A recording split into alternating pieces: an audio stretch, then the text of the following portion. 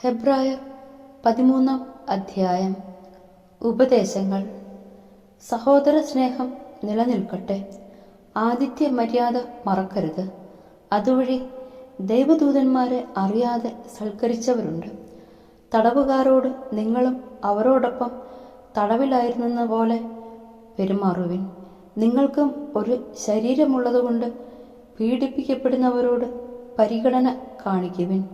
എല്ലാവരുടെ ഇടയിലും വിവാഹം മാന്യമായി കരുതപ്പെടട്ടെ. മണവറ മലിനമാകാതിരിക്കട്ടെ.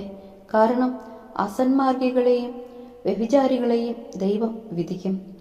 നിങ്ങളുടെ ജീവിതം ദ്രവ്യാഗ്രഹത്തിൽ നിന്ന് സ്വതന്ത്രമായിരിക്കട്ടെ. ഉള്ളതുകൊണ്ട് തൃപ്തിപ്പെടുവിൻ. ഞാൻ നിന്നെ ഒരു വിധത്തിലും അവഗണിക്കുകയോ ഉപേക്ഷിക്കുകയോ ഇല്ല എന്ന് അവിടുന്ന് പറഞ്ഞിട്ടുണ്ടല്ലോ.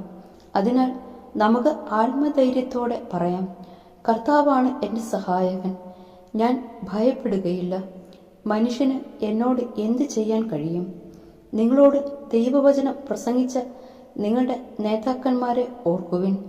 അവരുടെ ജീവിതചര്യയുടെ ഫലം കണക്കിലെടുത്ത് അവരുടെ വിശ്വാസം അനുകരിക്കുവിൻ. യേശുക്രിസ്തു ഇന്നലെയും ഇന്നും എന്നും ഒരേ ആൾ തന്നെയാണ്. വിവിധങ്ങളും വിചിത്രങ്ങളുമായ പ്രബോധനങ്ങൾ നിങ്ങളെ വഴിതെറ്റിക്കരുത്. ഭക്ഷണത്താലല്ല, കൃപാവരത്താൽ ഹൃദയത്തെ ശക്തമാക്കുന്നതാണ് ഉചിതം. ഭക്ഷണത്തിൽ ശ്രദ്ധിക്കുന്നവർക്ക് ഒരു പ്രയോജനവും ലഭിക്കുന്നില്ല. നമുക്കൊരു ബലിപീഠമുണ്ട്. അതിൽ നിന്ന് ഭക്ഷിക്കുവാൻ കൂടാരത്തിൽ ശുശ്രൂഷ ചെയ്യുന്നവർക്ക് അവകാശമില്ല. കാരണം പ്രധാന പുരോഹിതൻ പാപപരിഹാരത്തിന് ബലിപീഠത്തിങ്കിലേക്ക് കൊണ്ടുപോകുന്ന രക്തം എടുത്ത മൃഗങ്ങളുടെ ശരീരം ദഹിപ്പിക്കപ്പെടുന്നത് പാളയത്തിന് പുറത്തുവെച്ചാണ്. സ്വന്തം രക്തത്തിലൂടെ ജനത്തെ വിശുദ്ധീകരിക്കാൻ ക്രിസ്തുവും കവാടത്തിന് പുറത്തുവെച്ച് പീഡനം അവനുവേണ്ടി അപമാനം സഹിച്ചുകൊണ്ട് നമുക്ക് പാളയത്തിന് പുറത്തിറങ്ങി അവൻ്റെ അടുത്തേക്ക് പോകാം. എന്തെന്നാൽ ഇവിടെ നമുക്ക് നിലനിൽക്കുന്ന നഗരമില്ല, വരാനുള്ള നഗരത്തെയാണല്ലോ നാം അന്വേഷിക്കേണ്ടത്.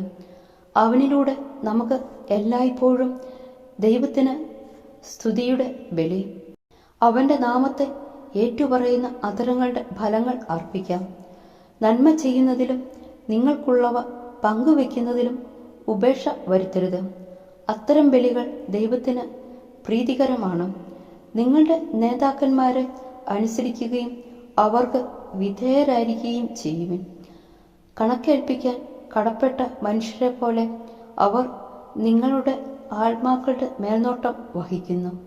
അങ്ങനെ അവർ സന്തോഷപൂർവ്വം സങ്കടം കൂടാതെ ആ കൃത്യം ചെയ്യുന്നതിന് ഇടയാകട്ടെ. അല്ലെങ്കിൽ അത് നിങ്ങൾക്ക് പ്രയോജനരഹിതമായിരിക്കും. ഞങ്ങൾക്ക് വേണ്ടി പ്രാർത്ഥിക്കുവിൻ. എല്ലാ കാര്യത്തിലും മാന്യമായി പെരുമാറുന്നതിന് ആഗ്രഹിക്കുന്ന ഒരു നല്ല മനസാക്ഷിയാണ് ഞങ്ങളുടേതെന്ന ബോധ്യം ഞങ്ങൾക്കുണ്ട്. ഞാൻ എത്രയും വേഗം നിങ്ങളുടെ അടുത്ത് തിരിച്ചു വരുന്നതിന് നിങ്ങൾ ഏറെ ശുഷ്കാന്തിയോടെ പ്രാർത്ഥിക്കണമെന്ന് ഞാൻ അപേക്ഷിക്കുന്നു. ആശംസകൾ. ആടുകളുടെ വലിയ ഇടയനെ, നമ്മുടെ കർത്താവായ യേശുവിനെ മരിച്ചവരിൽ നിന്നുയർപ്പിച്ച സമാധാനത്തിൻ്റെ ദൈവം നിത്യമായ ഉടമ്പടിയുടെ രക്തത്താൽ എല്ലാ നന്മകളും കൊണ്ട് നിങ്ങളെ ധന്യരാക്കട്ടെ. അങ്ങനെ യേശു ക്രിസ്തുവിലൂടെ നമ്മിൽ പ്രവർത്തിക്കുന്ന അവിടുത്തെ ഹിതം, അവിടുത്തേക്ക് അഭികാമ്യമായത് നിറവേറ്റാൻ നിങ്ങളെ സഹായിക്കട്ടെ. അവന് എന്നും എന്നേക്കും മഹത്വമുണ്ടായിരിക്കട്ടെ. ആമേൻ. എൻ്റെ സഹോദരരെ, ഞാൻ നിങ്ങൾക്ക് ചുരുക്കമായി എഴുതിയിരിക്കുന്ന ഈ ആശ്വാസവചനങ്ങൾ ക്ഷമയോടെ സ്വീകരിക്കണമെന്ന് ഞാൻ നിങ്ങളോട് അഭ്യർത്ഥിക്കുന്നു. നമ്മുടെ സഹോദരൻ തിമോഥെയോസ് മോചിപ്പിക്കപ്പെട്ടുവെന്ന് നിങ്ങൾ അറിഞ്ഞാലും അവൻ വേഗം വന്നാൽ അവനോടൊപ്പം ഞാൻ നിങ്ങളെ കണ്ടുകൊള്ളാം. നിങ്ങളുടെ നേതാക്കന്മാർക്കും എല്ലാ വിശുദ്ധർക്കും വന്ദനം പറയുവിൻ. ഇറ്റലിയിൽ നിന്ന് വന്നവർ നിങ്ങൾക്ക് വാഗ്ദാനം പറയുന്നു. ദൈവത്തിൻ്റെ കൃപാവരം നിങ്ങളിലെല്ലാവരോടും കൂടെ ഉണ്ടായിരിക്കട്ടെ.